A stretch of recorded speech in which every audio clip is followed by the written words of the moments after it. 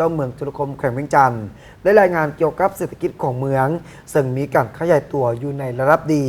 และมันเทียงถึกทีดเฉลี่ยรายได้ต่อหัวคนต่อปีแม่น 3.3 ล้านกีบพร้อมนี้เมืองยังได้กำหนดเป็น3แล้วเศรษฐกิจคือเขตล่องเงิมเป็นเขตผลิตเกษตรกรรมปลูกฝังและเลี้ยงสัตว์เจ้าเมืองจุฬาภรณ์แขวงเวียงจันทร์ได้รายงานต่อกองผสมผู้แทนองค์คณะพรรคเมืองครั้งที่8ว่าตลอดระยะ5 ปีผ่านมาภายใต้การนำพาซี่นำขององค์คณะพรรคเมืองจุฬาภรณ์ได้มีผลสำเร็จหลายด้านเป็นต้นแมนทั่วเมืองมีเสถียรภาพทางด้านการเมือง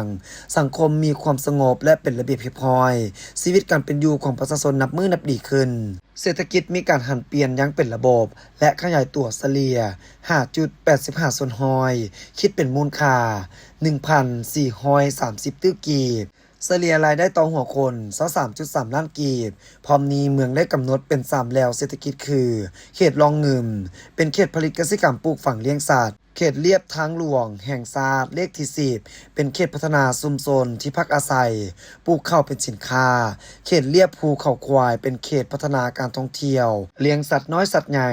ได้สุขยุส่งเสริมชาวเกษตรกรนำใช้กลจักรที่ทันสมัยพร้อมปรับปรุงแนวพันธุ์เพื่อเป็นการยกระดับสมรรถภาพผลผลิตเกษตรกรรมเพื่อตอบสนองตลาดภายในและส่งออกพ้นเด่นได้มีครอบครัวตัวแบบด้านการปลูกฝังเลี้ยงสัตว์เกิดขึ้นหลายกลุ่มรับประกันการสมใช้ไฟฟ้าพร้อมติดตั้งไฟฟ้าในครัวเรือนอาคารต่างๆได้ห้อยส่วนหอยสุขยุส่งเสริมธุรกิจขนาดน้อยขนาดกลางติดพันกับการปรับปรุงติดพันกับการปลูกการเลี้ยงของประชาชนเพื่อสนองวัตถุดิบป้อนโรงงานปรุงแต่งผลิตภัณฑ์เกษตรกรรมส่งเสริมผลิตภัณฑกรรมตามเงื่อนไขท่าแห่งปลูกจิตสำนึกให้ประชาชนได้มีส่วนร่วมเข้าในการปกปักรักษาทรัพยากรธรรมชาติและสิ่งแวดล้อมแบบยืนยงปรับปรุงคุณภาพการศึกษารอบด้านตาม3หลักการ5หลักมูลและ15ตัวชี้วัดของศึกษาธิการและกีฬาสามารถประกาศลบล้างจบชั้นประถมและมัธยมตอนต้นบำรุงในทั่วเมืองสำเร็จเป็นเมืองที่4ของแขวงเวียงจันทร์อัตราสมไซน้ำสะอาดกวม98ส่วนหอยสร้างบ้านแบบอย่างสาธารณสุขกวมอ่าวห้อยส่วนหอยปลุกระดมทั่วสังคมบริจาคเลือดเพื่อช่วยเหลือเพื่อนมนุษย์ด้วยกันขยายโทรโขงลงสู่กลุ่มบ้านใดห้อยส่วนหอยประกาศบ้านวัฒนธรรมกวมห้อยส่วนหอยครอบครัววัฒนธรรมกวม95ส่วนหอย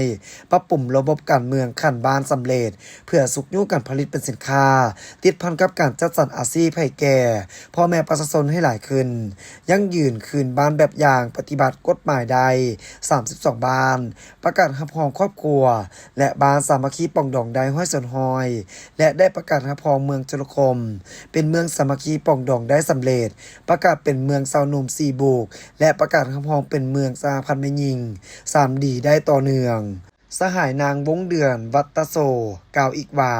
เพื่อรับประกันให้เมืองจุฬาภรณ์มีเสถียรภาพทางด้านการเมืองหนักแน่นสังคมมีความสงบปลอดภัยและเป็นระเบียบเรียบร้อยเศรษฐกิจสังคมมีการขยายตัวตามทิศก้าวไปสู่ความเป็นเจ้าตนเองและทันสมัย